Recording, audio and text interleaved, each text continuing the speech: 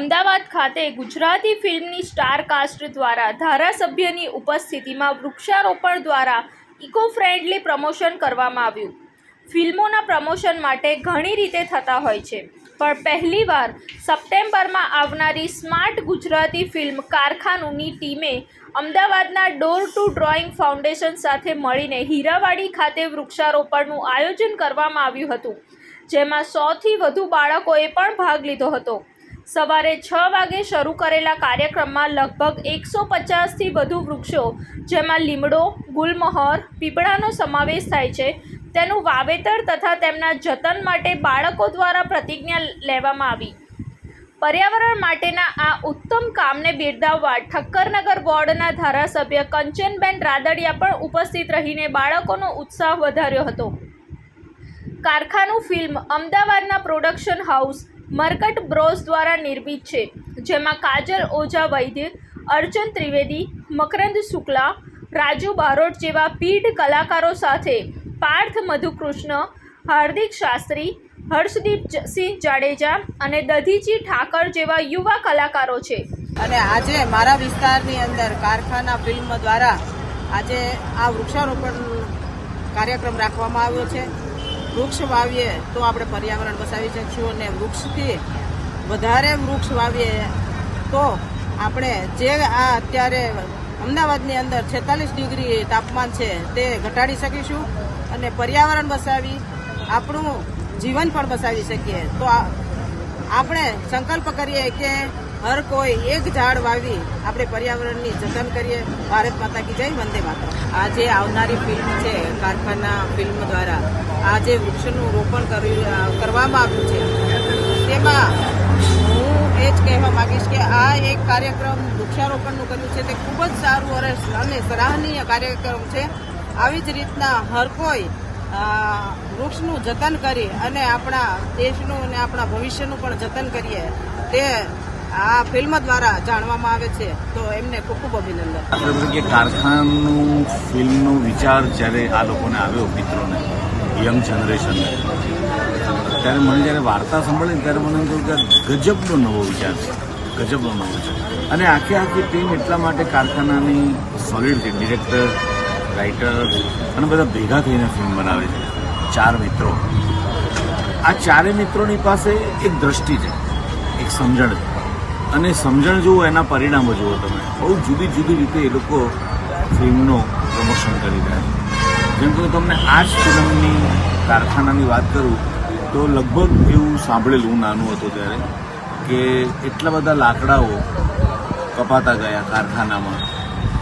આ સમય એવો છે કે જેની આ 4 મિત્રો પાસે એક સમજણ, દ્રષ્ટિ છે, એટલે એમણે વૃક્ષની સાથે આખી વાતને જોડી અને છોડ વાવવાનું નક્કી કર્યું, અને આ છોડ આવતીકાલે વૃક્ષ બને અને આપણી જનરેશન એટલે આવનારી પેઢીને એનો છાંયડો મળે, એના ફળ મળે। આ વિચાર જ બહુ મહત્વનો છે। ગુજરાતી અનેક ફિલ્મો બની હશે, મેં પણ અનેક ફિલ્મોમાં કામ કર્યું હશે, પણ આટલું બધું ઇનોવેટિવ આઈડિયા વૃક્ષ વાવવા વિશે નથી આવ્યો, અને એટલે જ માટે મને એવું કહેવું પડે કે ખૂબ મહેનત પછીનું પરિણામ જે છે એ સપ્ટેમ્બર મહિનામાં આ ફિલ્મ જ્યારે રિલીઝ થાય ત્યારે બધા એટલા માટે જોવા જજો કે ફિલ્મ નથી બની, એ ફિલ્મ જ નથી, એ આપણી પોતાની નાની અમથી વાતને સુંદર રીતે આર્ટિસ્ટ દ્વારા અને ડિરેક્ટરે એને બહુ સુંદર રીતે કંડારી છે। વૃક્ષ વાવવાની પાછળનો હેતુ બહુ જ સ્પષ્ટ છે, અને આ સ્પષ્ટ હેતુ એ છે કે પહેલી વખત ઇન્ડસ્ટ્રીમાં કોઈને આ વિચાર આવ્યો છે। વાર્તાનો પણ વિચાર પહેલી વખત આટલો સમૃદ્ધ વિચાર છે, અને એટલા જ માટે એવું કહેવાનું મન થાય કે હું ભાગ્યશાળી છું કે મારું આ ફિલ્મમાં કાસ્ટિંગ કર્યું। બહુ સારા સારા કલાકારો છે, રાજુભાઈ બારોટ છે, મકરંદી શુક્લ છે, કાજલબેન ઓઝા છે, અને તમને શું કહું કે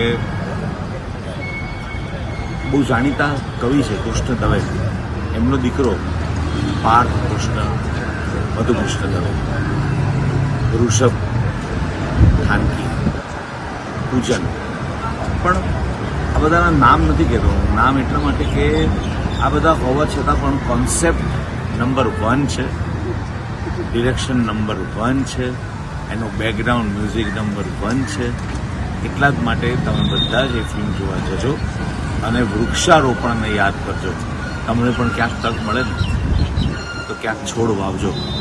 તમારું વાવેલું બધા લણશે. તમે એનો પ્રયત્ન જ નહીં કરતા કે આમાંથી તમને શું મળશે, આમાંથી તમારી પેઢીને મળશે. મને એક નાની અમથી વાત કહેવાનું મન થાય કે સગવડ અને સુવિધાઓને નામે વૃક્ષો, વાવેલા વૃક્ષો, એનું જતન કરેલા વૃક્ષોને આમ કરીને ઉખાડી નાખાય છે.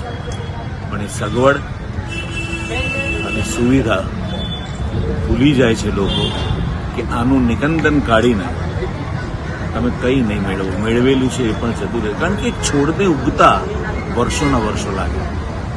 તો વર્ષોના વર્ષો થોડીક રાહ જોવી જોઈએ. એટલે જ વિનંતી કરું છું કે તમને પણ તક મળે ત્યાં વૃક્ષને વાવજો અને મન થાય તોય કોઈ છોડને ઉખેડવાનો પ્રયત્ન ના કરતા અને કોઈને કરવા ના દેતા. વૃક્ષ અનેક વખત બધા નિબંધો પણ લખાઈ ગયા, છાપાવાળાઓએ લખી નાખ્યું, ટીવીવાળાઓએ કહી દીધું, પણ એનો અમલ કરતા ખબર નહીં શું તકલીફ પડે છે. પણ વૃક્ષ વાવજો. રિપોર્ટ સંજીવ રાજપૂત સાથે અમી ભટ્ટ શ્રોત્રિયા, TV9 ગુજરાત, અમદાવાદ. જોતા રહો TV9 ગુજરાત, નિર્ભય, નિષ્પક્ષ, નિરંતર.